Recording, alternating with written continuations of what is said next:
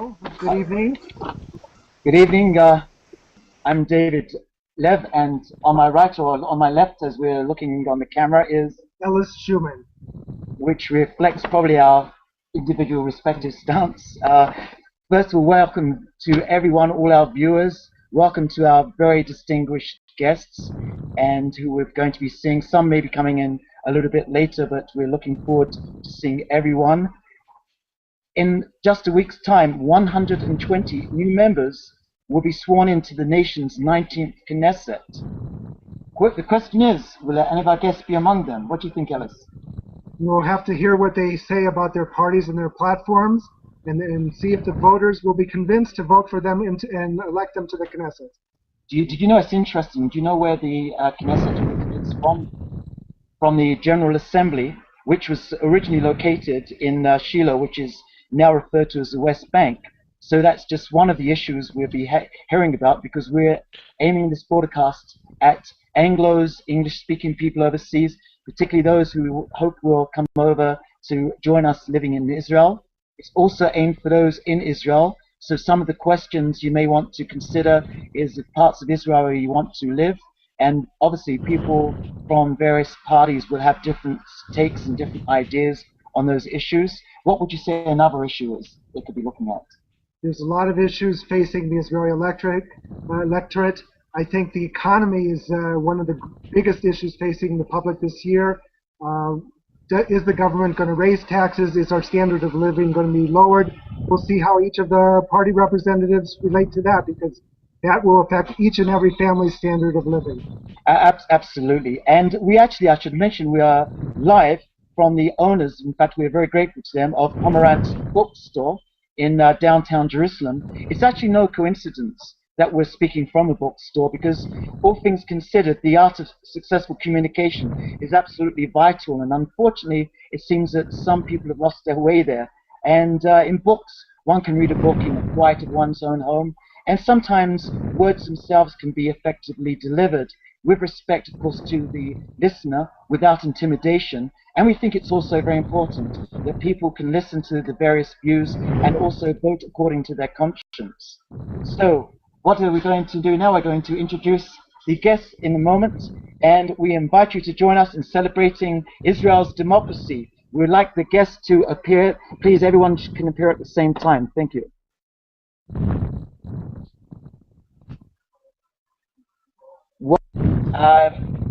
Hi, everyone. Hello. Shem Tov, how are you doing? You found your way all right? Okay, so what we're going to do to start off with is we're going to ask a leading question. Just bear in mind that the people we're aiming for are actually would-be migrants to Israel and English-speaking migrants in Israel who will be looking to cast their votes and know which way to go. So why don't we start, and each one in turn will tell us, ourselves including, I've got an idea who we're both going to vote for, but let's just say that we're part of the people who want to be convinced why someone should come to Israel, and if they're in Israel, why they should vote for you. Perhaps if you could start with you, Ashley Perry, who is working for Likud and the Beitenu ticket. I made Aliyah 12 months ago, 12 years ago, 2 days ago. And I have to say that every single minute that I've spent in this amazing country has been memorable. And my only regret is that I didn't do it many, many years ago. I have to say Aliyah is the backbone of Zionism, the backbone of Judaism, and it's the backbone of the state of Israel and the future of the Jewish people. And I would tell all the Jews out there, the young Jews, older Jews, every type of Jew, that this is where history is happening. This is where the Jewish people's future is. And I can tell you that really come here, be part of history. Come back to where your ancestors walked. You can imagine wherever we're from, Sephardim, Ashkenazim, wherever our ancestors may have roamed, they would have given anything to have spent 1 minute of beauty that we have in the state of Israel every single day. And just come and experience it. And I have to say, after you've experienced it for a few days, a few months, and a few years, that's it. You will want to stay and you won't want to leave again after that. And without Aliyah, or with Aliyah, we can become an even stronger country, a greater country, with security, with our economy, with our sense of Jewish identity. And as I said, Aliyah, I can tell you from our point of view, it is the backbone of our party. It's one of the pinnacles of our party. It's a party started by Olim, for Olim. We make a great effort to reach out to Olim. Olim is a central part of our platform. And I don't think any other party has a background of Aliyah that we do, Yisrael B'Tselem. Ashley, thank you very much. And we'd like to go now over to our Yesh Atid candidate, Rabbi Dov Lippman. Thank you. Sure, it's my pleasure to be here. I made Aliyah 8 years ago from Silver Spring, Maryland, with my wife and 4 children. It's been an incredible 8 years, incredible to be living in Israel, having children, going to schools here, speaking Hebrew, and really becoming Israelis. And my wife and I are struggling to keep up with that.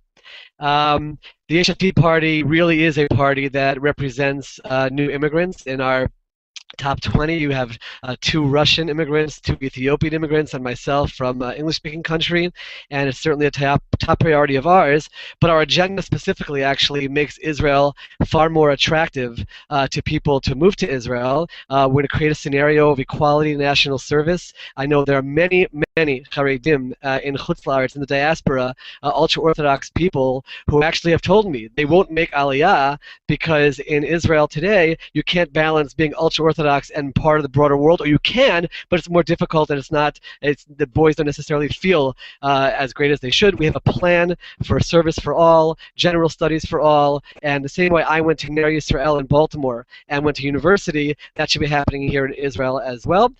We have a plan to overhaul the education system to something which is much more familiar to people in diaspora and much more effective.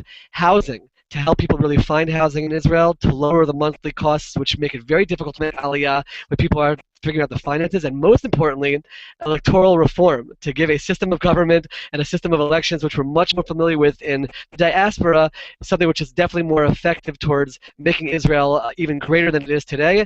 That is what Yesh Atid stands for, and I'm very proud to be part of it, and hope we can move forward, make Israel more attractive to Olim, and hope that people who already live here vote for us so we can make it a better country. There you go, Rabbi Dov Lippman. So, listening to our 2 candidates. Just 1 second, David. David, 1 second, please. This is a voice from outside here. We have another one of the politicians that would like to come in. So they're going to come in a moment. So I don't want to interrupt this next person that was going to speak. So I'm going to be bringing them in. It's Laura from Meretz. Hang on 1 second. Okay, while I'm waiting, we are expecting a few others. Some people have difficulty. We're using a new format, Google On Air, which was used very successfully by President Obama in his election campaign. But I must say, with all your wonderful logos there and the banners, I think we've gone one up on the United States in showing what a good bit of innovation we have in Israel. So that's great. So we're waiting and waiting for our Meretz guests to come on.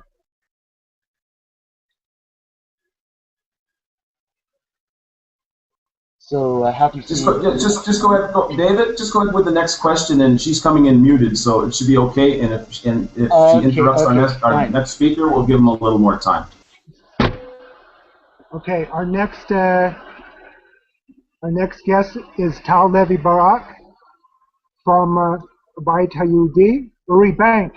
Uri Bank said something else on your screen. Let's hear Uri Bank. Welcome tonight. Welcome. Thank you very much. Yes, my wife is Tal Levi Bank, and I'm Uri Bank. I'm using her account, and I'd like to tell people that I made Aliyah when I was 12 with my family. Unfortunately, my parents, for financial reasons, needed to go back when I was just finishing high school. They expected me to come with them at that time. Can you hear me? Oh, okay. I decided that no, I would stay on in Israel because I wanted to do exactly what they brought me up to do with the Jewish values and Zionism, and I stayed on and did my army service as a lone soldier and have been here ever since. And that's exactly the reason that I believe in the Bayit Yehudi. The Bayit Yehudi party embodies all of those good traditional Jewish and Zionistic values, and we would like to change things in this country in a way where we're bringing down the barriers between different sides of society, the hatred barriers between the Haredim and the knitted kippot, modern Orthodox and secular Jews and conservative Jews and Reform Jews. Those are things that need to be worked upon, and we think we're best positioned to be able to do that in an open, liberal fashion. We're also the only party in Israel today that says absolutely no to any further land concessions in Judea and Samaria or where have you. We disagree with the two-state solution. We think that the Oslo Accords are over, and they were a dismal failure, and we have to get on to a new fresh approach about how we can achieve real peace in the Middle East, and we have a program for that. If I'm asked about it a little later in our show tonight, I'd be happy to share it with people, but absolutely no, and we disagree with the fact that Netanyahu had a statement in his previous in this previous term where he said that he would go towards a two-state solution if the price were right, and we think that we've had enough of that. We have to get on to something else. Thank you very much. Oh, thanks. Make sure I get your name right this time. Thank you very much for your opening statement. We now have Laura, who is going to unmute herself. Laura doesn't have a banner because, unfortunately, events happen that way, but she looks very nice without one. So Laura is from Meret's party. Have I got that correct? That's correct. Okay, Laura, if you'd like to introduce yourself and let us know why Olim should vote for you, they should come to Israel and vote for you, for your party. Well, first of all, I'd just like to say I moved to Israel about over 20 years ago after I'd studied in the States, and I joined the army, lived on a kibbutz, and moved to Jerusalem, and have been active with Meret since I joined in an effort to pass a public housing bill, which we managed to do, and I've been active with them ever since. I'm now also a member of the City Council in Jerusalem, which is an elected position, but it's a volunteer job. Now, there are a number of reasons, of course, why I think one should vote Meretz, but I think there are a number of things that are particularly relevant to immigrants that I think will make them would make them feel at home with Meretz. First of all, we put a great emphasis on clean government, on transparency, on democratic processes. We have a party that runs and functions all the time. Not just around elections. We have a clear ideology. We have a very devoted core of activists. We have, beyond that and beyond trying to make the government function better, we put a great emphasis on social policy. We've done a lot for the elderly. We started the whole movement for improving housing and trying to make housing more affordable for people. We also have a very clear stance about religion and state, which, as I said, I think would make a lot of new immigrants feel more at home. We think that the involvement of the state in religion and of the religion in state-run bodies is unhealthy, especially in terms of education. We believe strongly that all students should study a core curriculum, as was originally intended by the founders of the country. It's even written in what's called the status quo document, which outlines the right and the responsibility of the government to oversee all schools, including religious ones. Fortunately, it's been neglected. And finally, we have a clear stance about a solution for the security of the state. We want to have a strong, safe Israel functioning within internationally recognized borders, and unfortunately at this point we only have one of those. It's a strong country and we have a wonderful army that I was proud to serve in, but it's not very safe, and it's not internationally recognized, and we think it's very important that Israel settle its borders according to the Clinton plan, according to what were basically more or less the 67 borders, and then we can position our soldiers along those borders and have a much safer country Safety will also come by international recognition, we believe. At this point now, we've alienated almost the entire world, and looking down the road, I think that is a not viable position, apart from which I think that for all of us, the character of the state as being both democratic and Jewish is very important, and at this point we're 8 million citizens, and we are ruling the lives of 3.5 million Palestinians, which we think is seriously endangering the Israeli population. Thank you. Thank you, Laura. Remember, you have 2 minutes to state your introduction. We'd like to invite the next member of the panel. Sitting next to you is Alon Tal from Hatznua, led by Tzipi Livni. Alon, we'd like to hear your opening statement. First of all, can I just ask you, welcome, Alon. Is there any coincidence you're seated on the panel next to Merit? Does that suggest any alliance there? Anyway, I'll leave you to answer your question. It's not by coincidence, because our parties have agreed that should there be extra votes that don't fill out a percent, it'll go to Meretz, and vice versa. If Meretz has extra votes, it'll go to us. So I wouldn't say that we're totally different, although there are some fundamental differences. But let me just say a bit. First of all, greetings to all the viewers from Sde Boker. I would say I'm probably the southernmost person. I'm speaking from Ben Gurion University's Sde Boker campus, and I'm not sure that I've reached the top of the screen yet, but I don't know but let's talk a little bit about Hatznua and what we would like to offer this country. I made Aliyah on my 20th birthday after finishing the University of North Carolina. I'm a Southern boy, also in the States was. And very quickly found myself in the first Lebanon War, and left that experience very much changed. I came home without some friends who stayed behind, who didn't make it out alive. And I was willing to make that kind of a commitment, because I knew that the leaders of Israel would do anything they could to promote a peace agreement with our neighbors.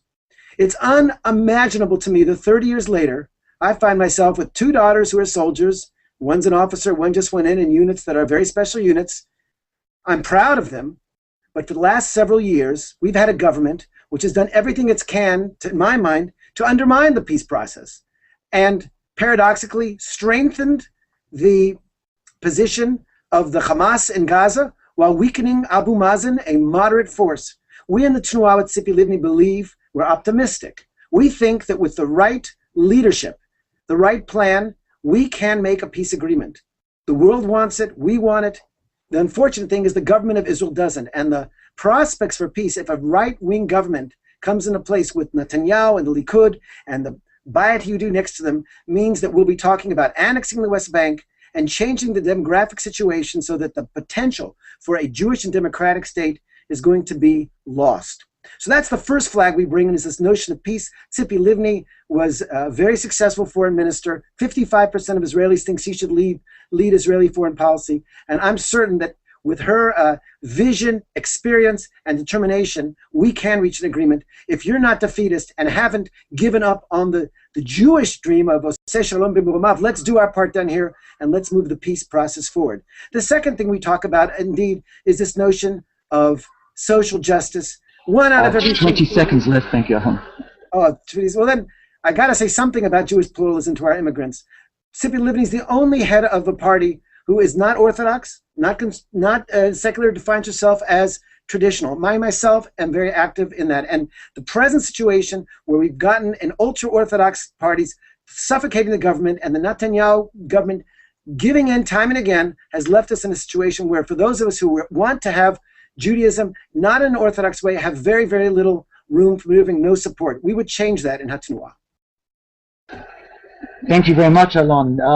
It's quite convenient with some of your remarks, remarking about the more Orthodox wing, and we have Shem Tov, who we're very pleased to invite on, and we look forward to hearing your views, Shem Tov. If I can remind everyone else, after you've spoken, if you could kindly mute yourselves, please. That's the button above you. Thank you. Shem Tov. Yes, I'm with you, ladies and gentlemen, friend on board. Erev Tov, you hear me proper? Shem Tov, we can't hear you. Can you be a little closer? I could do it closer. You could hear me better? Yes. Okay. Just try to get a little closer to your mic. We can't hear you. Okay. We want to hear what you have to say. You don't mind if I put the microphone on the chair, yes? Maybe just put it right by your mouth, so you know. Near my mouth. You could hear me proper now? If you just speak up, just speak up. Okay. Fantastic. Speak loudly. Yes. Okay. Then, first of all, thank you very much for the remark about the ultra-Orthodox and sucking the government money. And this is why apparently the Israeli economy growing at over than 3%. This is things that's maybe in United States and in America, they could just dream about it. Of course, we are talking at the moment to a Jewish people living abroad, and Be'ezrat Hashem, they're going to make Aliyah to Eretz Israel. These people, Jewish people living abroad, used to these comments. They used to the comments that the Jews influence the economy, they influence Nasdaq, etc. And in this case, I don't think I need to say or react to the announcement that's just we heard before. What we could promise to the Jews, Be'ezrat Hashem, making Aliyah to Eretz Israel, we promise them that Shas party, this is already 3 decades we are in the parliament, and actually most of the time active in the government. We are here to be sure when they land, they're going the full Jewish service. What they have now abroad paying for, they're going to include it as a citizen of Israel. I know there is some member on board here with us, maybe laughing, but I tell you, the Shas party, most of our relatives, they are circular Jews. We're here to be sure that any Jewish person coming to Israel or living in Israel, enjoying a normal benefit, to enjoy a minimum amount of income, to afford to have bread and butter, and to live comfortable in Israel. We know that's the world getting an economical chaos, but nobody dream in Europe to cut the people their bread. We could see here in Israel that if Shas didn't be part of the parliament, you see a cutting budget, cutting a benefit. People already have a hard time to live, and we are here to be sure for all the Orthodox or religious people making Aliyah to Eretz Israel. We open for them a special Haredi college here. We open a special units in the army that make the life suitable for Orthodox people to come from abroad and have a fantastic base and infrastructure to be part of the Jewish society, part of Israel, but in the meantime, to keep their Judaism. And don't afraid from people attacking you by being Orthodox or ultra-Orthodox. We're proud to hear that. It's mean with 12 seats in the parliament, we do a wonderful job. And I recommend all people on board, maybe you should come and we could teach you, we give you some lessons how to be 10% of the parliament. 20 seconds. The parliament budget. I'm sorry? 20 seconds. Yes. In this case, I promise you, my dear brothers and sisters on board, you're coming over to Israel, you make Aliyah, all rest of the party is going to panic and talk about if Abu Mazen and Palestine ready for peace. We the one that's going to streak what we promised, and we proved it, being sure that elderly people, single parents, and everybody have free Jewish education with comfortable life. Welcome to Israel. I'm here to support you all. Thank you very much, Tov. Before we move on to the next part of the show, we should like to mention that this is aimed primarily at English-speaking people overseas and Jews in speaking Jews in Israel who are looking to weigh up their votes. And we are hearing some excellent speeches, statements from the various parties. Now, this is the time where we have invited members of the public, like ourselves. We are ordinary people trying to put together a very ordinary show on Google Hangout, which is a first for Israel. And we are very, very pleased that everyone here, once again, has come along to share your time with us and also appeal to our state of interest in who we should vote for. So I'm going to go over to Ellis, who's going to ask Ashley Perry of Halikud and Yisrael Beitenu joint ticket a leading question from one of our people who've answered the chats. Okay, you just have to remember that these are questions we received in advance. Each party representative will be asked one question. You'll have 2 minutes to respond. Some of the questions are quite provocative. The intention is to get you to state your party's position on the subject raised. We'll hope you go along with the format of this part of the program. So we'll start with Ashley Perry, representing Halikud Yisrael Beitenu. Received a question from Avi from Modi'in. The question is regarding one half of the leadership of your party, former Foreign Minister Avigdor Lieberman, is now up on corruption charges. He's had a less than stellar reputation as foreign minister in the world. How does this reflect the values of your party when one of your top leaders is being tried for corruption? And how does this show Israel's standing to the rest of the countries in the world? How do you think your party can relate to this issue? Ashley. Thank you very much for the question. I can tell you, as someone who's worked very closely with Avigdor Lieberman in the foreign ministry, I was an advisor of his in the foreign ministry, I can tell you that the opposite is true.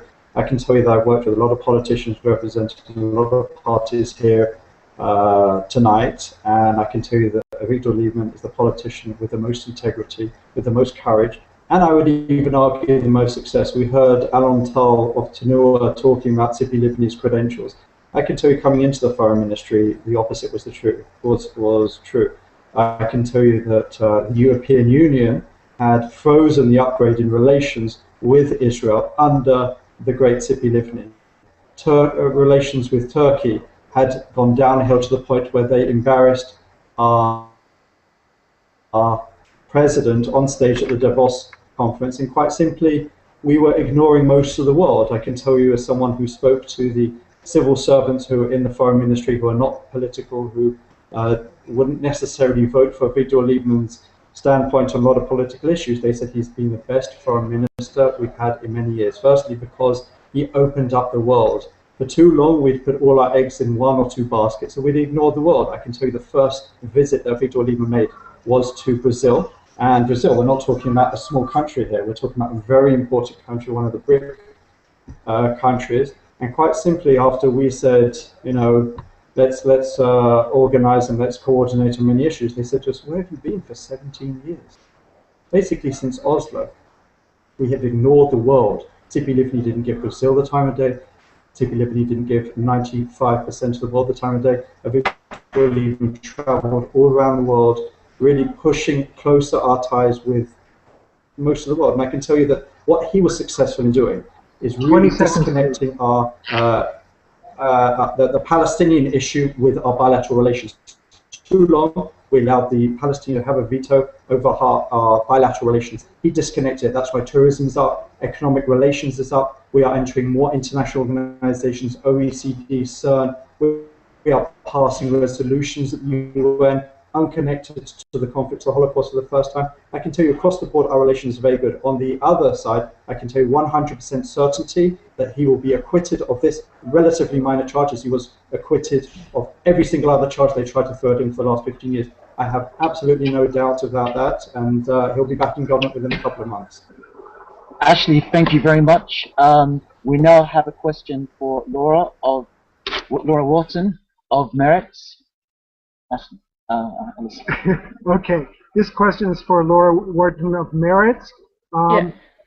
Representatives of Meretz have continued to meet regularly with Abu Mazen in Ramallah.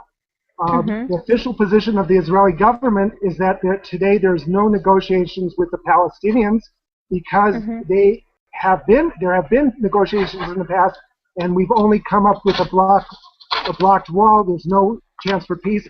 Do you not see that Meretz's efforts to continue to talk with Abu Mazen are not underlining the official position of the State of Israel? This question was submitted by Shulamit from Karnei Shomron, and we'd like to hear Meretz's answer to this question. Okay, first of all, we continue to meet with Abu Mazen and people in the Palestinian Authority. We have agreements signed with them. We're signed on the Oslo Accords. We've signed updated accords since the Oslo Accords on Hebron and other. And I think it is not only not undermining the government, I think it is essential to preserve relations with our neighbors. We do the same. We believe in preserving our relations with King Abdullah in Jordan. We advocate making gestures and trying to develop a relationship with Egypt. And we're also very disappointed and distraught at the fiascos and with our relationships with other countries in the world. I think that everyone realizes that we're going to have to talk to the Palestinians. They're our neighbors, our closest neighbors. We're intertwined in a lot of ways.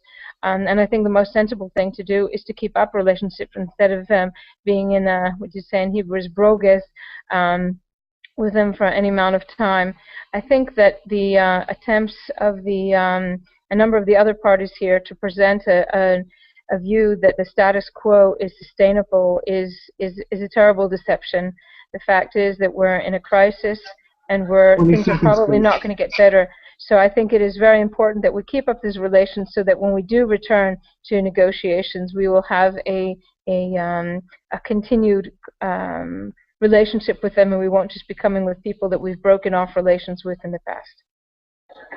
Thank you very much. We are now going to invite Rabbi Dov Lippman from Yesh Atid, sorry if I'm name there, and Alice has a question from another of our viewers. This question just came in, so I'm glad that you're able to answer everyone off the cuff. You're doing a great job, everyone. Okay, this question came in from Laura from overseas, from Miami.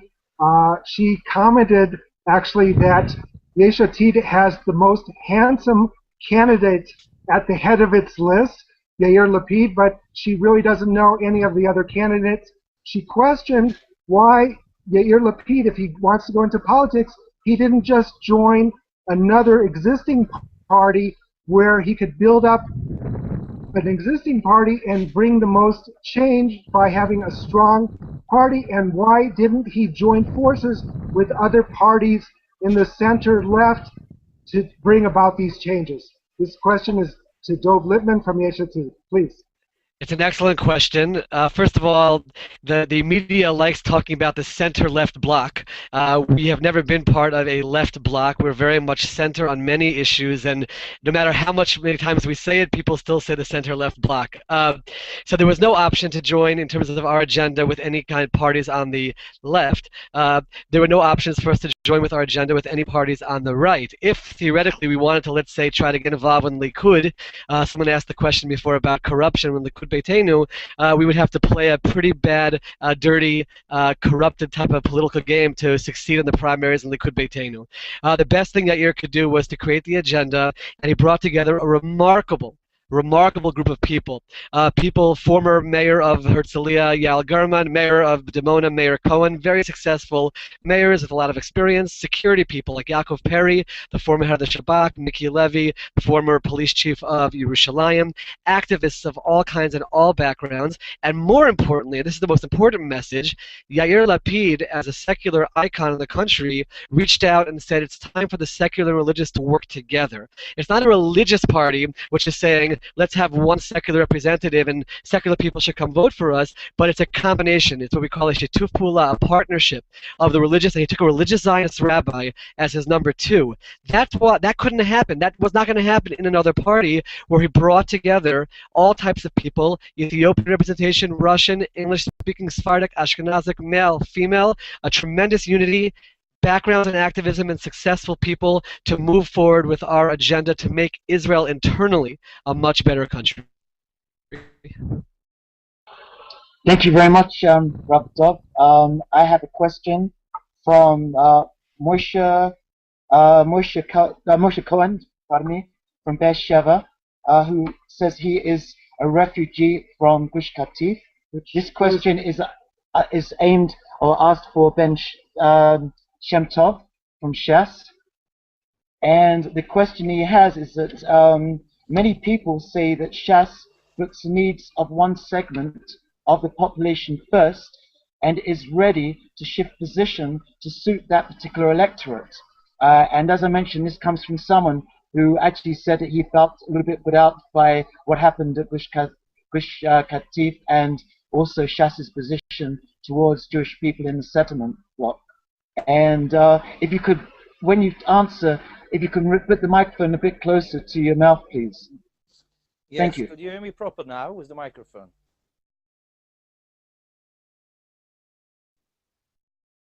You with me? Sorry, no, I don't hear you. I think you need to put the microphone very close to your, in fact, hold it as close to your mouth as possible. Okay, I do so. And keep it in the same position. Thank you very much, Junta. I do so. Fantastic. First of all, regarding Shas voters, we are here for any Israeli citizen. It's mean every law that's happened or go through Shas parties affect all Israeli citizens. You could be a Christian, you could be Muslim, you could be Chiloni, you could be a Zionistic, you could live in Gush Katif, or you could live in the settlements. Everything's every benefit, everything we are stop cutting from the Israeli citizens is affect every Israeli citizen. In this case, we here for everybody. Let's remind you all Shas school, what we call Reshet HaChinuch of Shas, they're all studying the program of the Israel Minister of Education. And our heart is the people of Sderot. Listen, most of the Knesset member of Shas, they are from the south of Israel. All their relatives live there. Minister Eli Yishai moved his office and all his people, close people, into Sderot at the time when Sderot been affected by missiles. Then in this case, it's not just our heart with the people. We here for them. If you could see the tremendous invest of this government in Judea and Samaria is all thanks to Shas. It all happens when Eli Yishai is there and Minister Atias. In this case, we are for every Jew in every place wherever we live until the Jews decide different, until the government decide different. For us, we are here for everybody. Thank you very much, Shem Tov. Our next question is directed to Alon Tal from Hatznua. This was received from Perry from a kibbutz in the north of the country. It actually concerns the person at the head of Hatznua, Tzipi Livni, and the question concerns her past, as she was once in a position to almost form a government. She was once foreign minister of the country. She negotiated with the Palestinians. It is seen that in both of those cases, as attempts to form a government, attempts to negotiate with the Palestinians, she did not succeed. Today she comes into the electoral campaign almost at the last minute, almost as a to upset the party, to throw in another side to the electoral campaign.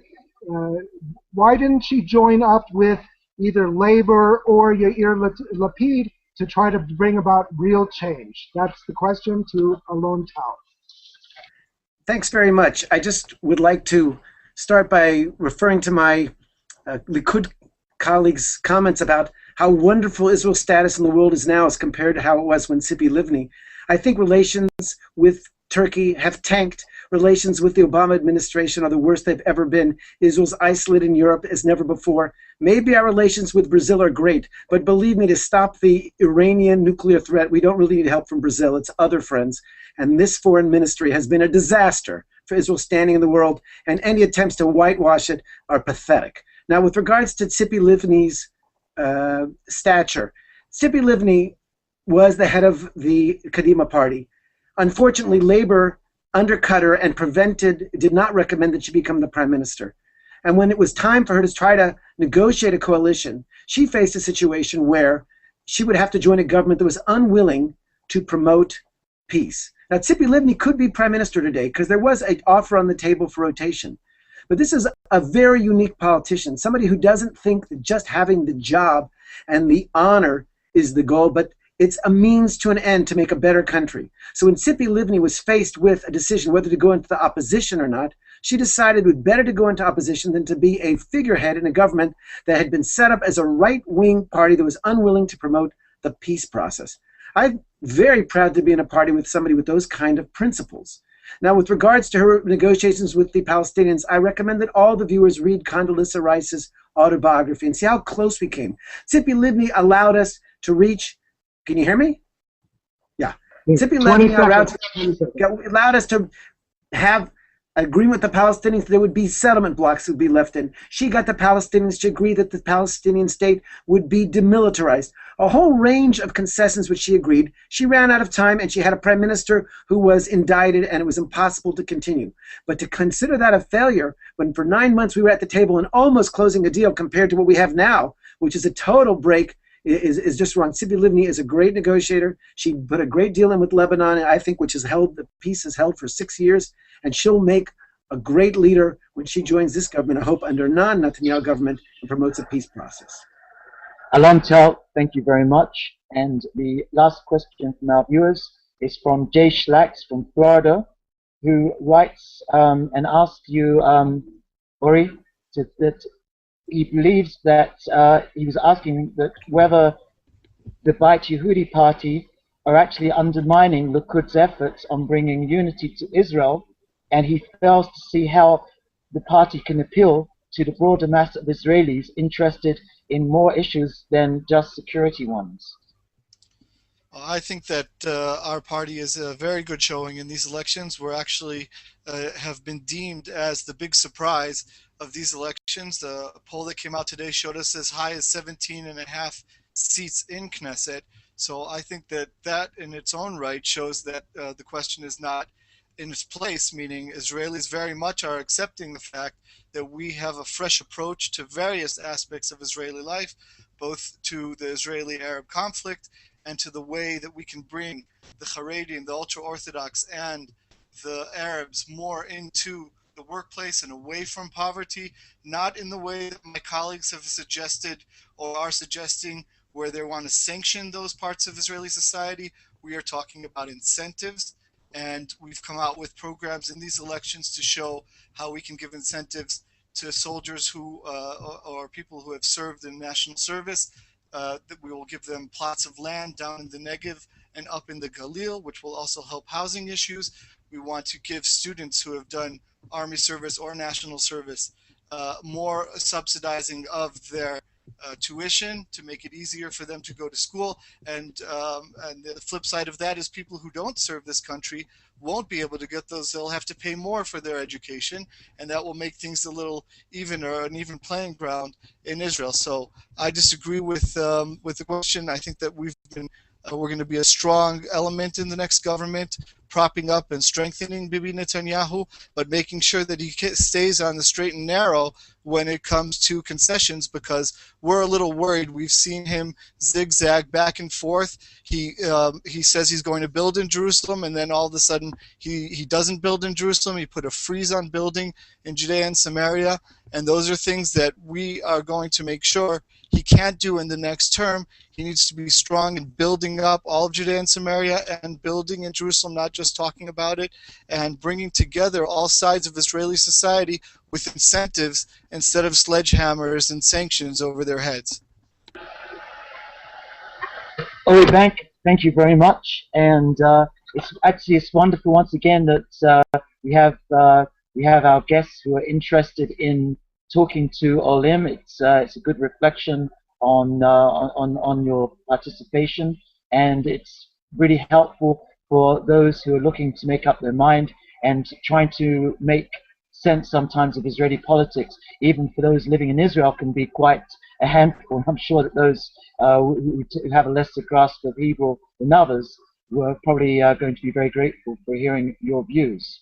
We're going on to the next part of the show. We should just point out that a representative of the Labour Party was invited to attend, and well, there has been problems for a few people who failed to get in. This is no reflection on the party or the people concerned. It just reflects the problem that there's been perhaps some technical issues coming in. So we do actually, once again, we appreciate those who are able to come in and do show interest in the needs of the Olim, of English-speaking Olim. And we're now going on to the next part of the show, which Alice is going to introduce the rules on. Okay. Alice, over to you. Okay, we've had questions from our listening, viewing audience, and now we're going to give each of our 7 representatives a chance to ask a question of one of the other members of the panel tonight. What we're meaning is, or each of you is going to be introduced. You will say, I would like to ask a question, and tell us which of the other panelists you would like to ask the question of. You will have a minute and a half to state your question. Then we'll go to the next panelist who will ask his question. After we have gathered up all 7 questions, we'll begin the round of responses. Maybe you'll all ask the same person 7 different questions, or actually it would be 6 questions, and one other person would ask another. Or you each, it's up to you. What you have a chance to ask a question of another party and their representative, and we'll start with Ashley Perry from Halikud Yisrael Beitenu. Before we do, I'd just like to mention we were going to call these questions attack questions, but after hearing the questions from the people out there, I'm not really sure whether that would be doing it justice. Okay, over to you, Ashley. I have a question for the representative from Shas. He talks about inclusion, he talks about unity, he talks about welcoming Jewish people to the State of Israel. But I'd like to ask him a question. How is it that his party put out a racist and divisive advert on Israeli TV from the Shas party against not just Russian-speaking Olim, but all Olim, basically putting in doubt whether a person's conversion is real, whether or not, what kind of level it is. And it was really disgusting to the point of racism against Russian-speaking Israelis. And I can tell you, again, having worked in government for the last 4 years, I don't think there was a day that went past when we didn't have someone who would call us up and say, please help us. We want to make Aliyah. We want to convert. We want to become part of the Jewish people. But the people, the Shas people in the Interior Ministry, from the top, from Eli Yishai, the leader of his party, were just either ignoring us or sending us away. If he's talking about unity, if he's talking about bringing the people of Israel together, how is it possible that such a party can display such racism, division, and I would even go further, a party which purports to be religious, and I am a Sephardi, I define myself as a Sephardi religious Jew, and I'm embarrassed by a party which purports to represent me, and I would like to ask how a party who purports to be religious can justify abusing converts, abusing would-be converts, when the Torah itself says no less than 36 times, thou shalt not denigrate the convert, and there's a religious party, you should be ashamed of yourself. So I'd like to ask our good friend from Shas there how he can justify this on any ground or plane. Thank you. Before you answer, Shem Tov, I would like to mention that if you feel that there's more than one question which was asked, you are only obliged to answer the one which is the most realistic for you to answer. Please go ahead. No, we want to go to the next question.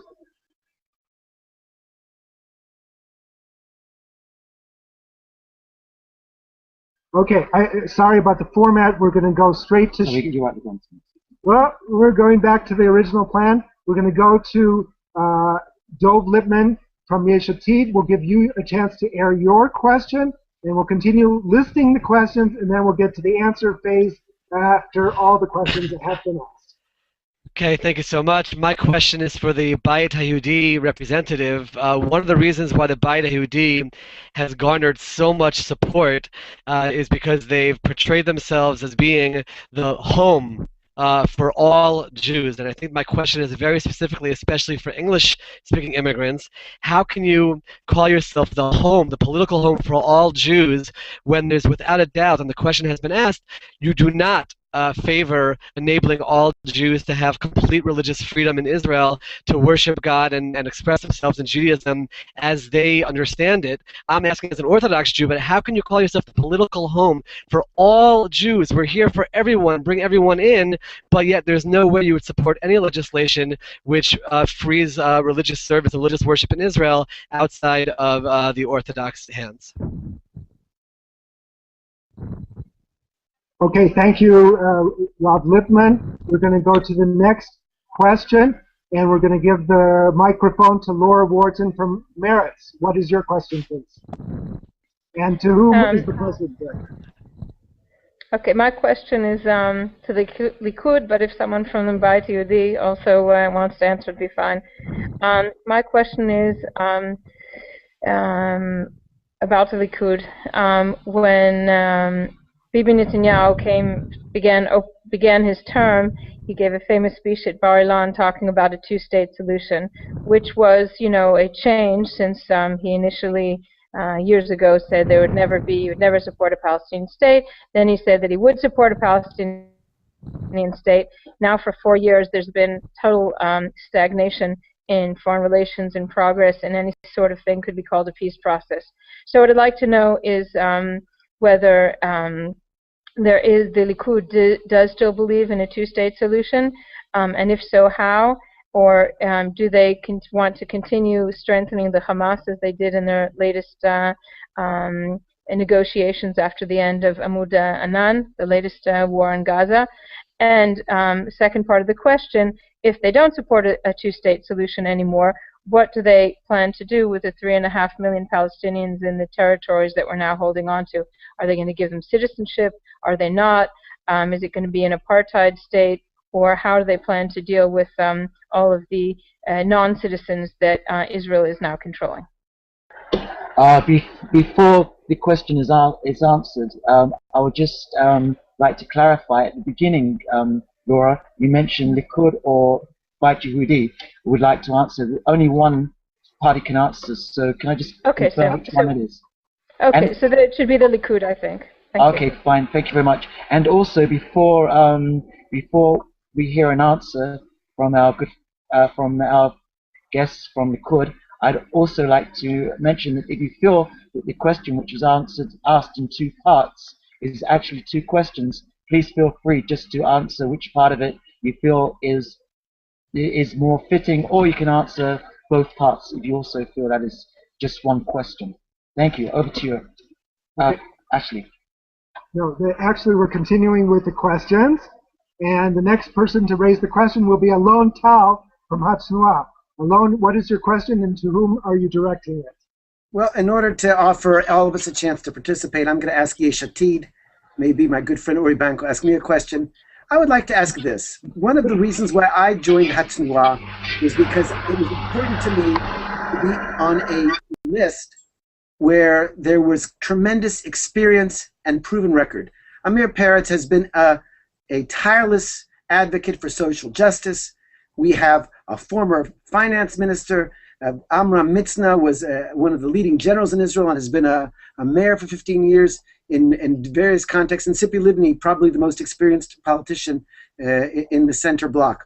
And I'm wondering why it is that Yesh Atid makes its inexperience some sort of a virtue. In other words, if I want to have an operation, do I want to go to a surgeon who's never done an operation, or if I want a lawyer, do I get somebody who's out of contract? We have serious problems in this area, and that brings me to the second question.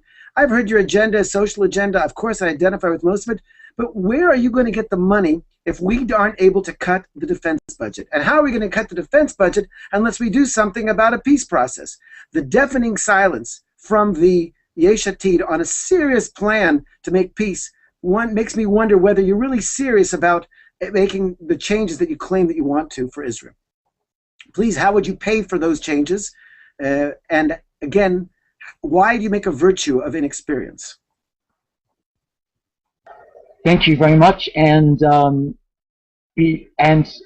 would just mention once again that only feel free to, if you feel there's been more than one question, to only answer one question, but not now. That is after the others have had a chance to ask their questions as well. Thank you. Okay, now we turn to Uri Bank from Habayit Yehudi. Uri, what is your question, and to whom are you directing it? Yes, I'm sorry, Alon. I'd really like to help you out there, but I feel that there are not many people debating between Habayit Yehudi and Tnua Party. So I'm going to ask Ashley from the Likud, based on things that I said earlier in the debate. We're very worried about Benjamin Netanyahu going back and forth between being somebody who is for concessions and for the two-state solution, and then possibly building up Judea and Samaria. But then again, on his watch, Migron and a neighborhood in Beit El were uprooted, and he didn't stop it even though he had the ability to. So we are asking the public to vote for Bayit Yehudi. You're asking them to vote for the Likud and strengthen Netanyahu. My question is, how will the hawkish elements, or the Eretz Yisrael elements within the Likud, be able to withstand Netanyahu breaking off to the left as he is wont to do? We've had lots of experience with him, and don't you think that there's the danger that Netanyahu will go back to freezing or breaking or uprooting parts of the settlements and totally ignoring his members of Knesset? Once he's the prime minister, he's going to have the power, and the more votes the Likud gets, the more power he will have in order to break off towards the left. Is there any way that you can explain to us why you're not fearful that would happen?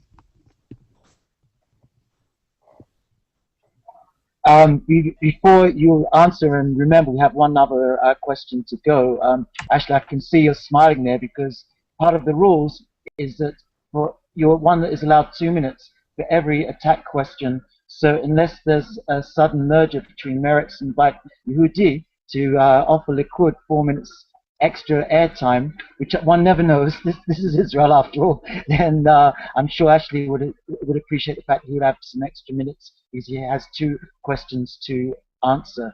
Over to you, Shem Tov. Yes, fantastic. My question is to my friend, Mr. Bank from the Bayit Yehudi. I'm following the media for the last week, and we could hear totally different things every day from the Bayit Yehudi concerning the budget cutting in Israel. This is the things obviously the new government needs to do. I heard that the Bayit Yehudi really want to help the ultra-religious parties and citizens and the Arabs to be part of the society, involved with the academic world, with the society, with business, etc. And other hands, this morning I heard that they're expecting people as ultra-Orthodox and Arabs to pay 250% more for university. In this case, I wonder where you are going to cut 40 million shekel from the Israeli budget. Are you going to keep your promises as we do to the citizen of Israel that's already suffering enough, that's already their salary is so low? What you are going to do? Are you a party of a millionaires from Ra'anana, or are you a party for people that live in the settlements? Who are your representative? And what you are really going to do? Where are you going to cut from? Please answer straight. Where are you going to cut this Israeli budget? Are it going to be flat?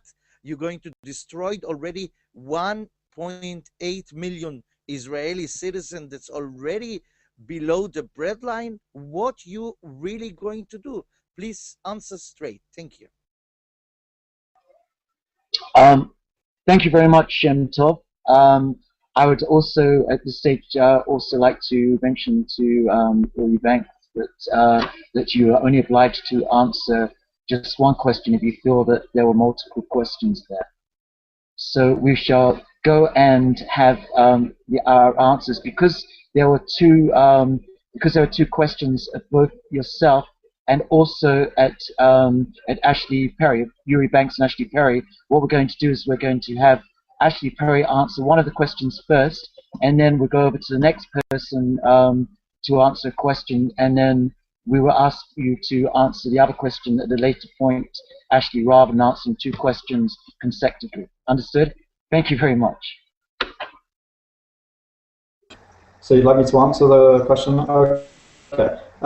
Actually, I'm okay with answering both questions because there seems to be an obsession with the Palestinian issue from only really 2 parties in these elections, and that is Meretz, excuse me, and Bayit Yehudi. And let's be honest, there is going to be no peace in the next few years, not because we don't want it, but because Abu Mazen simply doesn't want it. He said, I'm not ready to make any concessions. A few years ago, he said, everything's great in the West Bank. Why should I even bother making concessions? And the fact is, even Meretz's maximalist platform for concessions wouldn't even appease Abu Mazen, because you're not prepared to give a so-called right of return, and I put those in speech marks. So let's really talk about the issues that matter. And Abide UD and Meretz are really united in the fact that they want to make the Palestinians a pawn in these elections. And we've given the Palestinians a veto over our internal issues for far too long. And let's concentrate on something else. Quite simply, there will be no peace. We've really got to focus internally, not to waste another few years. Will we talk with the Palestinians? Will we not? Will we do a one-state solution, two-state solution, one and a half state solution as Abide UD proposes? Because at the end of the day, their idea of annexing half the land and not others is pretty much a two-state solution. Let's be honest, and Uri obviously will have something to say, but I always appear to be first, so he gets the second word on that. But let's be honest, let's stick to the real issues that count. Let's talk of equalizing the national burden.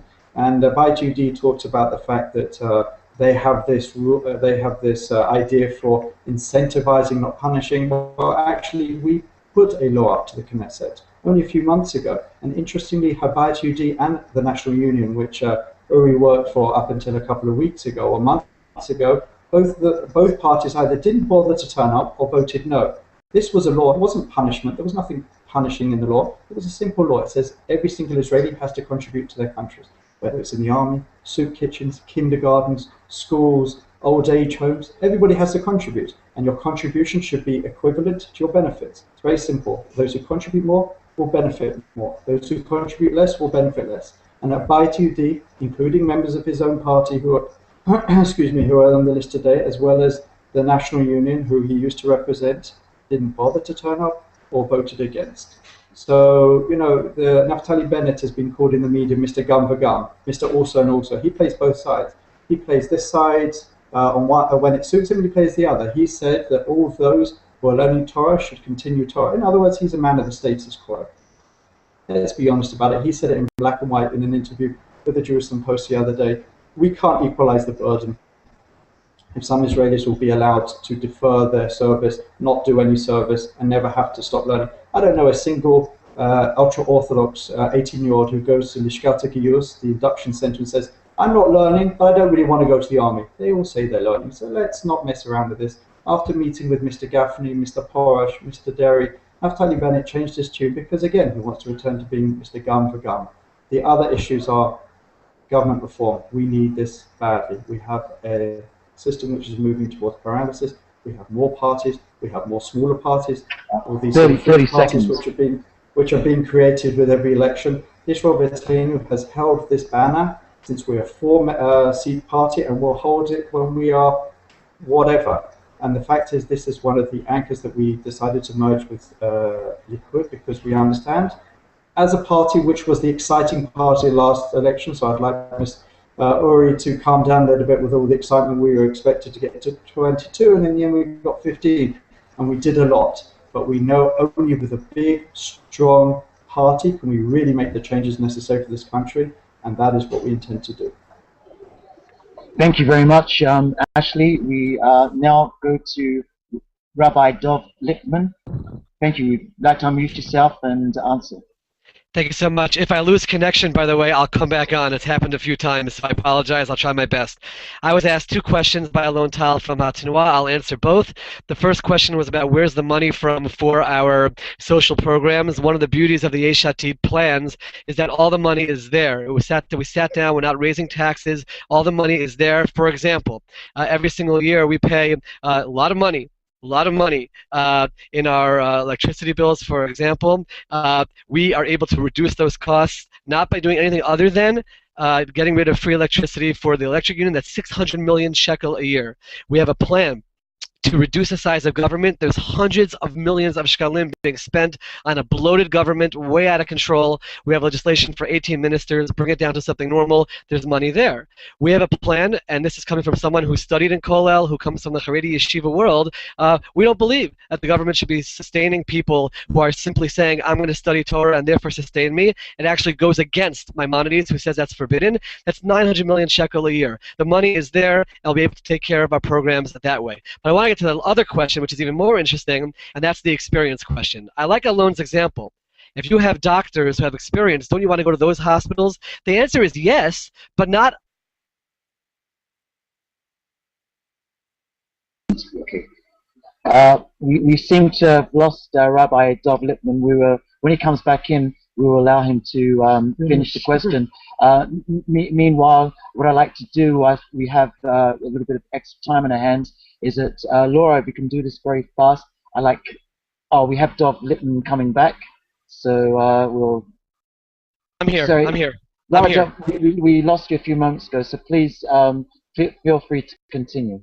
Thank you so much. And we just remind you, in the interest of honest bookkeeping over here, that you said you're going to answer 2 questions. Well, when we gave you the option to which question to answer, that doesn't allow you extra time to answer 2 questions. So we'll carry on and Thank you very much. Very quickly, I'm not going to go to a hospital that has experienced doctors that have been fired from many other hospitals. I don't want those doctors. You're talking about the people, Mitzna and Peretz and Livni, people who have lost their primaries time after time and jumped around. Those are doctors who were fired. The experience means nothing if you were fired from your positions. I want doctors who have not been fired from their positions, and sure enough, the Yesh Atid list is filled with new people, you're right, experienced activists, people who have built amazing, amazing things in their lives, from successful mayors to successful security people, successful activists, people who have done so many wonderful things in their lives who now have joined politics because we have to make a change. One last thing, when the experienced people do a job as has been done, where we're in the mess that we're in on all these social issues,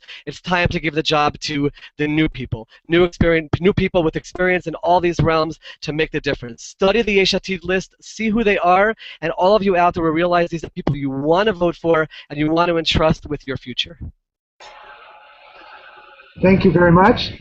We're now turning to Uri Bank from Abayit Yehudi. Uri had 2 questions directed to him, so actually you have 4 minutes to respond, or less. We'll see how you respond to your questions. Uri.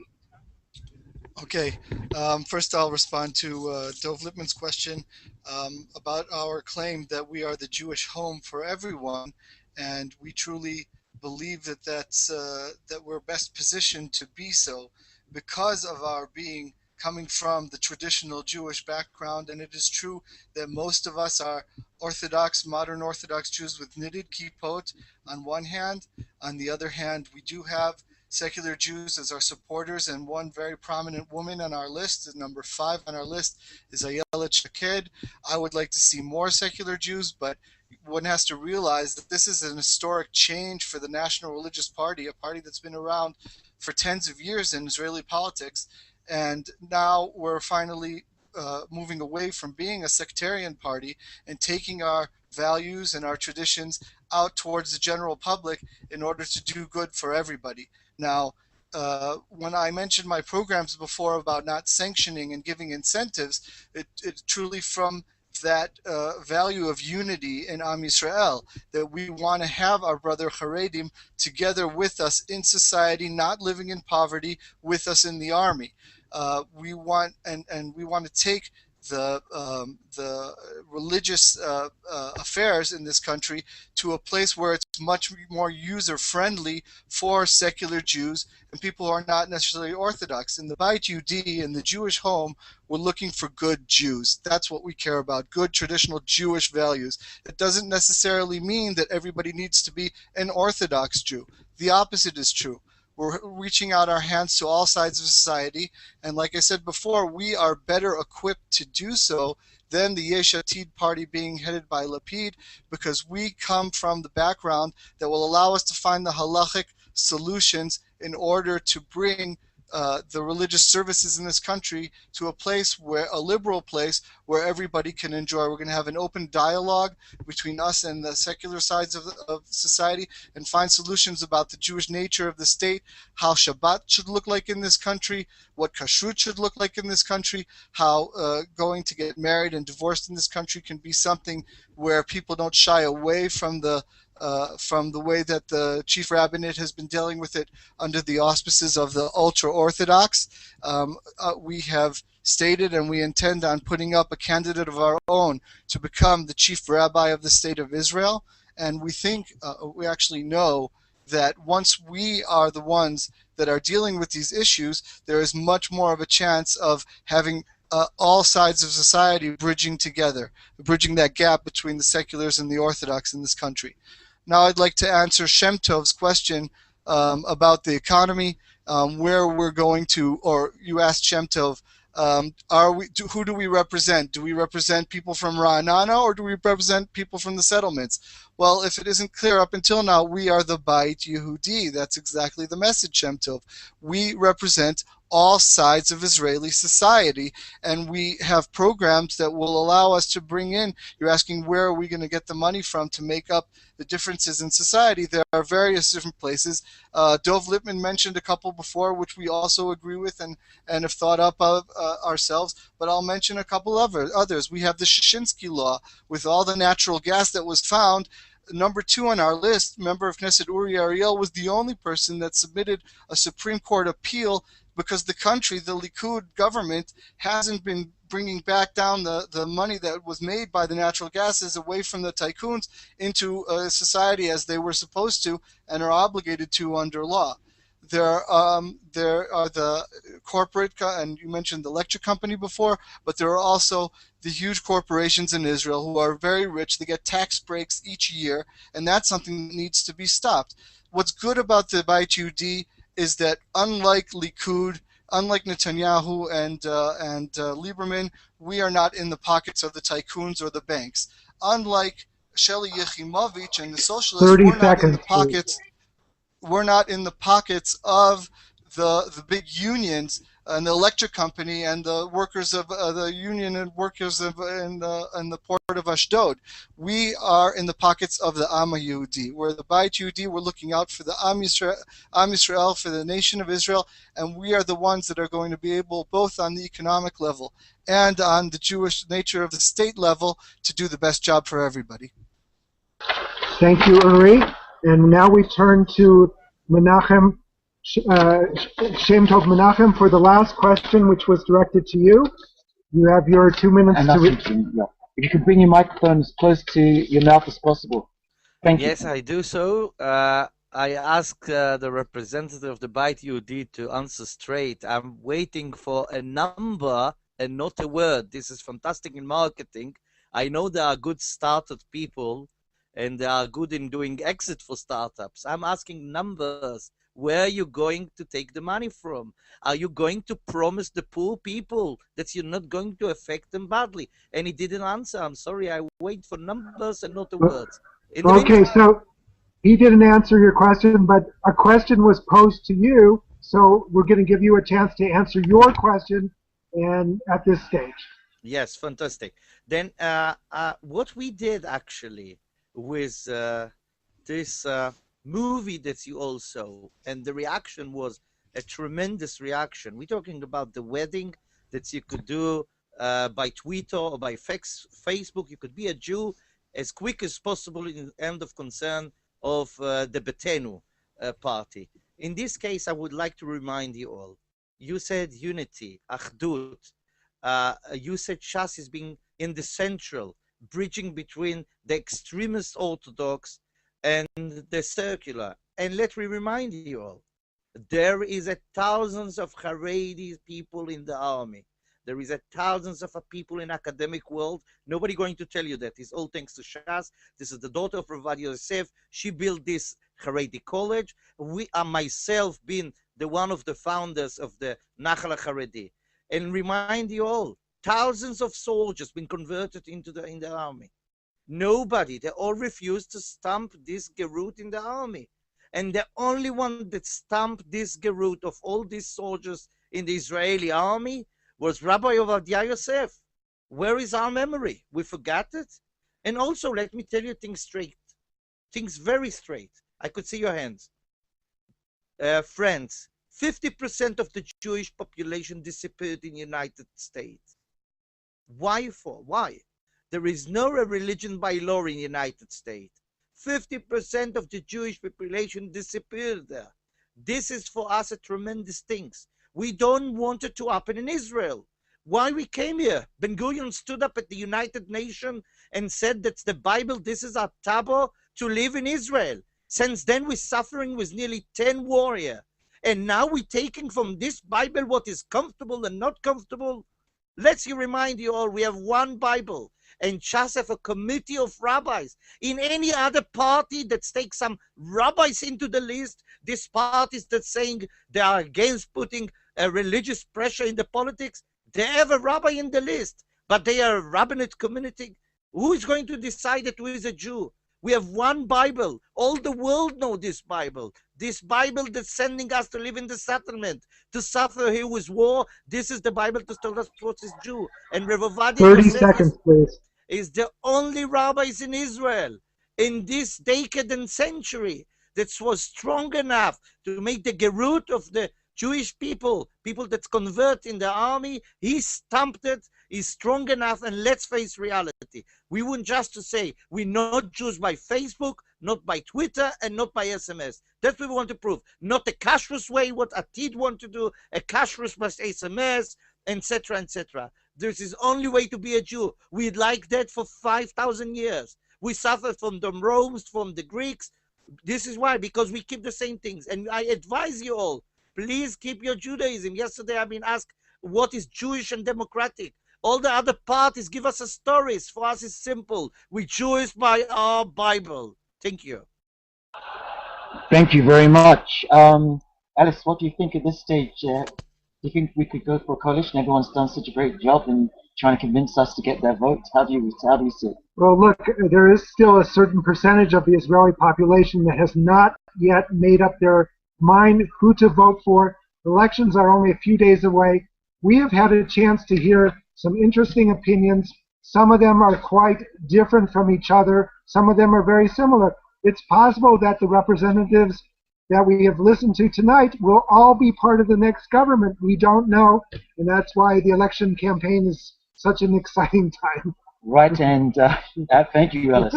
And also, I've mentioned the fact that the next government will be sitting in the Knesset. The Knesset is built on the idea of the Great Assembly, which had 120 members of it. The original one was in Shiloh, and it is, and today it is sitting in Jerusalem. I would like to ask every one of you now just to shift to strip your party identities for a moment. This is going to be very, very hard. Just imagine you come home, you've had a very hard election campaign, you don't want to think any more about politics, and you're being very human, just yourselves. Now, we'd like to finish on the same note as we began on, which is this is about celebrating Israel's democracy. And we have had interesting discussions with each one of you, each one of our honorable guests, and each one of them totally agreed that it's very important that we finish on what is called a unity statement, that every Jew who has a chance to come to Israel should not feel intimidated about who they wish to cast a vote for. That is absolutely essential, that we bring back the art of communication without anyone being demonized, whether they're a settler living in Shiloh or someone in Tel Aviv who wants to vote for Meretz or anyone else. There should be some degree of respect, and we should be able to bring this in. This is the producer's opinion, into the next Knesset. But with regardless putting party politics on one side, the key question we'd like to ask each one of you is to sum up in your own words a unity statement, why a Jew should come to Israel, not to vote, but just to come to Israel, and how you feel we can work together as a nation, how you feel when you're in a Knesset that you can attract Jews to know that they're not coming into the middle of a boxing arena which is 24/7 or 24/6, as Shas would probably agree on, and that they're encouraged to come. So I'll start with you, Ashley. Thank you. Thank you. It's always nice to start every round. Judaism teaches that the Jewish people are like a body. There are many different parts of the body. Different parts of the body do different things. The head has one role, the arms, the limbs, the chest. And I like to think that all of us, with our differing opinions, represent that body, represent the Jewish people, represent our aims. We all want the same thing. We all want peace. We all want security. We all want to be able to work and live and raise our children in the land of Israel. And I would urge all of those who don't yet have the honor, I would say, to live in the land of Israel, really to consider it. And I really think that it's a real great testament to our democracy that we can have such opposite views, but we do it in a very civil way, regardless of what some may have seen on the Knesset channel every now and again. We really do it in a civil and a good way. This is Jewish democracy. You know, we are a Jewish and democratic state, and this is democracy at its greatest. I mean, I come from London. I've lived in America. I've traveled around the world, especially my role in the foreign ministry, and I can say that we have one of the most vibrant and successful democracies out there, and I think that is part of our Jewish heritage as well. They are inseparable, our Jewish character and our democratic character. And I would like to end on the note that I would suggest that there is far more that unites us than divides us. And I think at the end of the day, we are all moving in the same direction. We may have different ways to get there, but I think it's most important that we are all moving forward and trying to do what's best for the people of Israel, for the state of Israel, for the years ahead. Thank you very much for your time. Ashley Perry, please stay on the show. We'll just be finishing up in a few minutes. But Ashley Perry, I'd like to personally, on behalf of Israel Vibes, to thank you very much for coming on the show, and I hope that you enjoyed being on our show. Okay. That's great. Rabbi Dov Liftman, over to you with Yesh Atid. It's always great to see exciting new parties forming in Israel, and we'd like to hear what you have to say for a closing statement. As Rabbi Dov Liftman. Thank you so much. It'll be the non-political closing statement, just to clarify, which is not easy to do a few days before an election. The Jewish people are divided into 12 tribes. And I don't think that's by an accident. I think that's by design. And the 12 tribes means that every single person, every single tribe has their approach, has their focus, and yet those tribes divide up the land of Israel and are supposed to function together as one unit. What's very interesting, though, is that all of those tribes, even the ones who, let's say, have the focus of Torah service, you had Yisachar and Zvulun, even let's say you had the tribe of Levi, everybody did something. They were part of the people. They served the nation, and that's the beauty in the state of Israel. We're given the opportunity to really do that. I think that we have the opportunity here to be united as a people, which we don't have in the diaspora. You know, I wrote a column for the Jerusalem Post the other day where I talked about, when we're talking about politics, no party should be waving the flag of we're the Zionists and the like, because every single person you see in front of you from every party is doing so out of a passion for Zionism and what they think is the best for the Jewish people. So I would tell everyone out there in the diaspora, certainly, Israel is the place where every Jew, even though you're different, number one, you should have the freedom, and certainly it's something I believe in, to be able to worship God here as you please, but we still serve together. We're one unit. We're defending ourselves together. We're working together. We're paying a tax burden together. That unites us together regardless of our religious philosophies, and that's the most important thing. It's a country which brings us together, one mission to move forward as one people. Rabbi Dov Liftman, thank you very much for appearing on our show. We'd once again like to ask all of you if you can just bear with us until we actually close the show. They were very nice remarks, and also I hope you enjoyed being on the show, Rabbi Dov Liftman. Thank you very much. My pleasure. I loved it. Of course I'll stay. I want to hear what my other brothers and sisters have to say. Wonderful. Laura, we didn't hear from you so much. No one wanted to attack you. Maybe you can take that as a compliment. Anyway, you have a chance to talk about your own personal unity statement as Laura Wharton. And once again, it's nice to hear you. Okay, well, I also must say there are a lot of things I'd like to respond to because there was so much said that was wildly inaccurate, but I'll resist. I'll control myself and just make a positive comment. First of all, I'd like to say, point out something I think is historically interesting. When Herzl wrote his book on what's called the Jewish state in English, it's actually called Der Judenstaat, which means the state of the Jews. In other words, it was not supposed to be a state that went according to halacha. It wasn't supposed to be a religious state. It was a state for the Jews. And I think it's a wonderful thing that we have Jews of all kinds, and also, as Herzl expected, predicted, and wanted, people who are not Jews. And what's special about this country is that we were established on the principle that all are created equal, that all people were created in God's image. And I think that's a very important message that should be remembered and guarded dearly. I'd also like to say that Jews traditionally, wherever they landed in the world, were ardent fighters for social justice.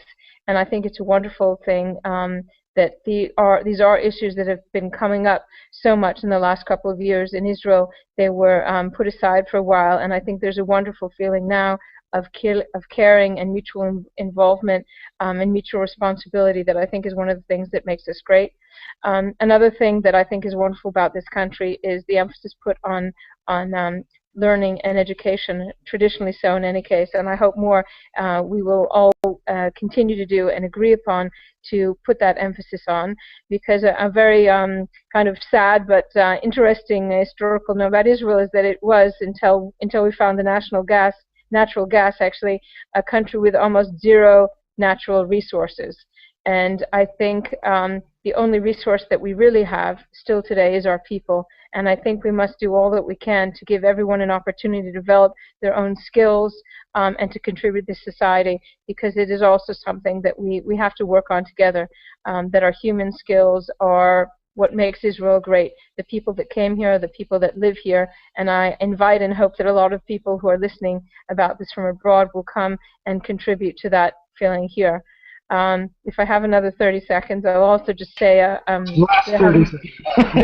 okay, I'll say I'll never forget the night I moved to Israel. I was picked up by friends at the airport and came home, and we watched the news, and there was a public service announcement that fascinated me. And what it said was that if there's an accident or chas v'chalila, a terrorist activity, that people should please keep away. And I thought it was a joke, because I came from New York, where the first thing that happens if anyone's hurt or there's any trouble is everyone runs away as fast as they can. And in Israel, it is true that to this day there are public service announcement asking people to please keep a distance so the ambulance can get through, because otherwise what happens if anyone's hurt is everyone runs in to help. And as troublesome that is for the Magen David and the ambulances, and I know something of it because my daughter volunteered for them, I think it's a wonderful thing that there's that feeling that if something is wrong, if someone needs help, that we'll all come together, and I hope we'll preserve that. That's very nicely put, Laura. Thank you very much for joining us on our program tonight.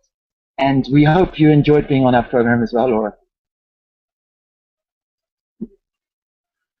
Okay, we turn to Alon Tal from Hatznua to give us your summary statement in the light of our unity of the country. Please.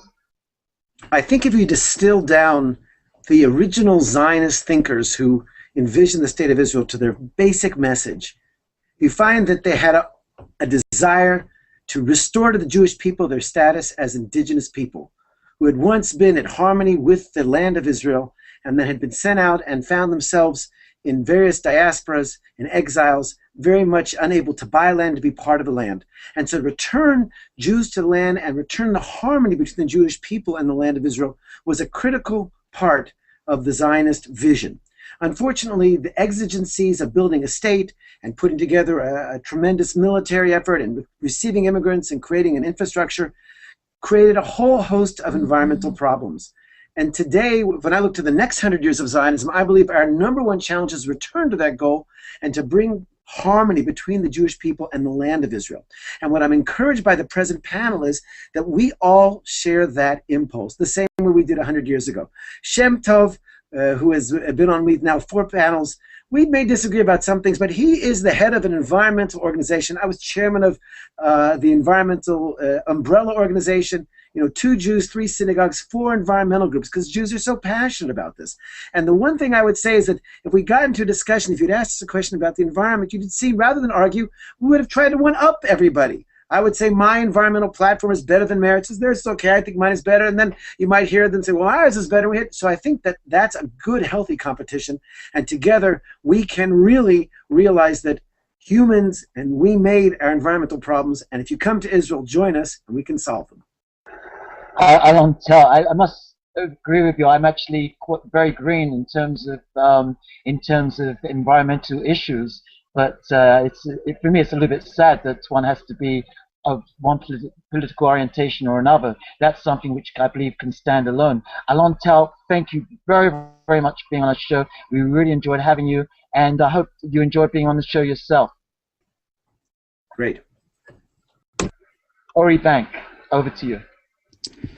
As I have been working as a faction manager in the Knesset, the inner halls of the Israeli democracy for the past couple of years, and I was very privileged to see the unity that comes out of Israelis, Jews working together, even if they had to disagree. I had, I'm not going to mention names, but a specific senior member of Knesset who represents some parts of Israeli society who are not Orthodox or even somewhat anti-Orthodox or feel threatened by the way the Orthodox religion is in Israel, and sitting down with a rabbi explaining to him why a specific piece of legislation is so important.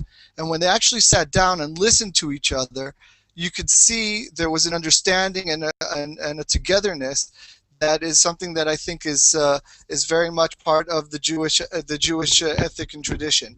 And that's something that's beautiful about our country, the fact that everybody on this panel is Zionistic and believes that people listening to us from abroad should make their home here, and that all of us, I think this is something that's agreed upon with all the parties represented here, have to do more to encourage Aliyah, more to help them make people that make Aliyah to be absorbed into our country and feel comfortable here. And that's across the board here. That shows you that there are some aspects of Judaism, some aspects of Zionism that everybody agrees upon, whether they come from left or right or socialist or capitalist. So I would extend the invitation from all of us to all of you out there. Please come and visit us at least, and even more so, consider getting your life together in a way that you can make Aliyah. We will, all of us, everybody on this panel, I'm speaking in their names as well, will accept you with open arms and do everything to help you to be a part of our great democracy in Israel. Ori Bank, that was very nicely put. And once again, we'd like to thank you very much for agreeing to come on our show, and we hope that you enjoyed being on our show. Yes, thank you. Thank you very much. Shem Tov, it's always a pleasure talking with you, and we're looking forward to hearing your unity statement. This is Shem Tov, who is going to shed being with Shas. Doesn't have to worry about any party messages now. Just a message to all of us about unity and coming to Israel. Over to you, Shem Tov. Fantastic. After Mr. Bank, representative of all of us and speaking on behalf of all of us, I think there is no word for me. I just say definitely, my brothers and sisters, the family that's all abroad, live abroad, this is a fantastic to come to Israel and to see Hanukkah when most of the houses have their candle at the windows.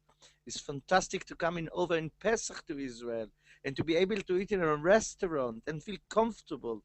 It's such a wonderful environment to be here for summer holiday. Even that it's so hot, you could feel this old people smile and say shalom to you in the street. To come to a country that's have so much chesed, you could imagine that we have a Zaka organization. That God forbid we never need to use them.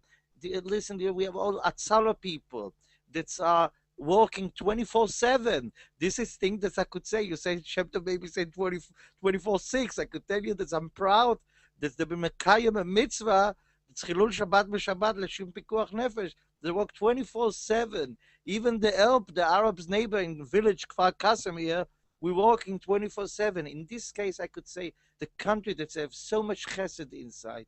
And totally, I agree totally. No matter if you have a kippah on or you don't have a kippah, it doesn't matter. It could be a Russian, Ashkenazi, or Sephardi, or Temani. We all bring such a wonderful chesed. And I'm telling you, we're talking about a democratic Jewish state. I would like to keep Israel democratic at the voting time. But after the voting time, I pray that we all see ourselves together as a Jewish state that's all give the best they could bring to their brothers and sisters. And I could tell you, I can not answer back to my friend alone. I could tell you, I invite all of you to the town that's I'm one of the founders of this town called Elad. We just finished a project here in Elad that most of the properties have a solaric panel on top of the building. This is for you alone. You're welcome to see a Haredi city. It's a clean city. I'm on my way. I'll come. Please, be my guest. And in this case, I'm telling you, I'm always, when I leave Israel and I come back, when you see Tel Aviv from the windows of the aircraft, every time again and again, I have this itragshut, this excitement. Honestly, sometimes I'm really getting into a tear, and there is no any more opportunity to kiss the land, because now that we have a new terminal, you don't have the opportunity to kiss the floor and say how glad we are to be here in Israel. And to be honest, as my job at the United Nations, I'm praying that we all land here and feel peaceful and secure enough, and inshallah with peace with our neighbor, because peace with our brother the Jews, I could see the face of all of you. I could definitely say we could live here peacefully and relaxed. But Bezrat Hashem, as the days of David HaMelech here, V'shakta haaretz 40 shana, Bezrat Hashem, we come and reach this day, inshallah. Thank you very much, and it was lovely to be here with you. Thank you, Shem Tov, for those words. We thank you for being with us in our program tonight. We hope you enjoyed participation.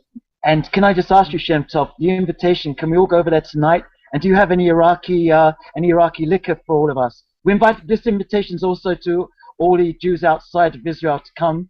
We had a personal invitation to Shem Tov's place. And is that, did I hear correct? Yes, the invitation, I'm sorry, my house, my wife, she's Ashkenazi from England, then I don't think you're going to feel this Iraqi herbs. By my fathers, my parents, my dad and mom, may God bless them for many more years. They have a lovely property here in Elad, and I'm sure they'll be happy to have you all here. And please God, we finish this election time.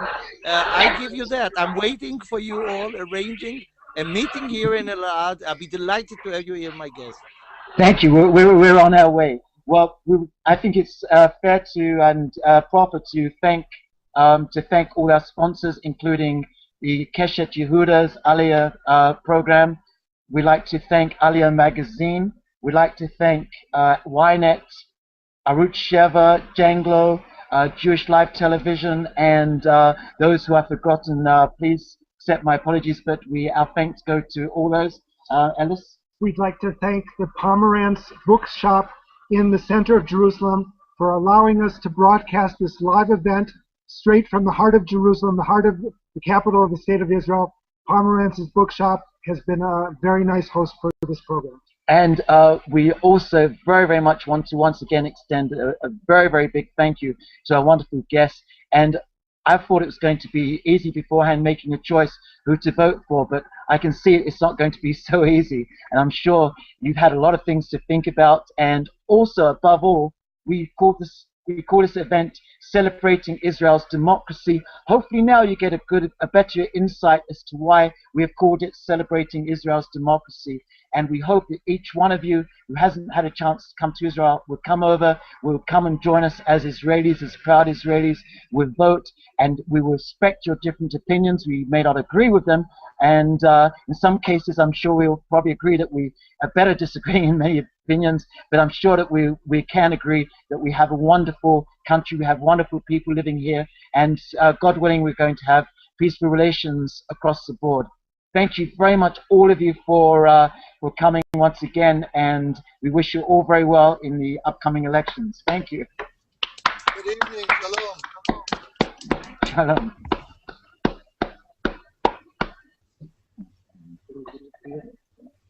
I think we forgot to thank our